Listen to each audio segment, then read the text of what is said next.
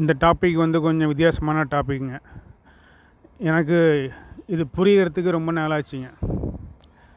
அறிவுடையவர்கள் எல்லாம் வந்து நல்லது தான் பண்ணுவாங்க, இரக்கம் உடையவர்களாக இருப்பாங்க அப்படின்னு நினச்சி தாங்க நான் வளர்க்கப்பட்டேன், பார்த்துக்கிட்டு வந்தேன், வளர்ந்தேன்.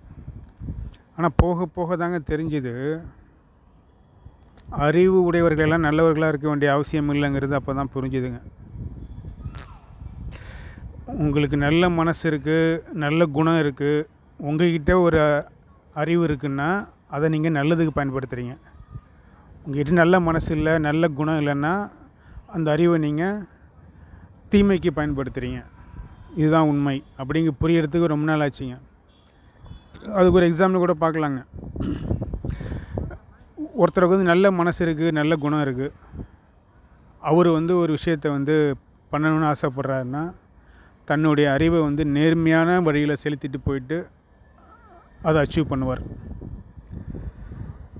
ஒருத்தவருக்கு வந்து நல்ல மனசு இல்லை, நல்ல குணம் கிடையாது, அவர் விஷயத்தை வந்து ஆசைப்படுறாருன்னா அவரும் அறிவை பயன்படுத்துவார். எப்படி கிரிமினலாக, அதாவது எப்படி குறுக்கு வழியில் செயல்படலாம், எப்படி தப்பு பண்ணி மாட்டிக்காமல் செயல்படலாம் அப்படிங்கிறத வந்து அந்த அறிவு கற்றுக் கொடுக்குதுங்க. ஸோ இதில் என்ன புரிஞ்சுக்கணுன்னா, அறிவு என்பது ஒரு கத்தி போல் காய்கறியும் வெட்டலாம், என்னதுங்க ஒரு மனுஷனையும் வெட்டலாம்.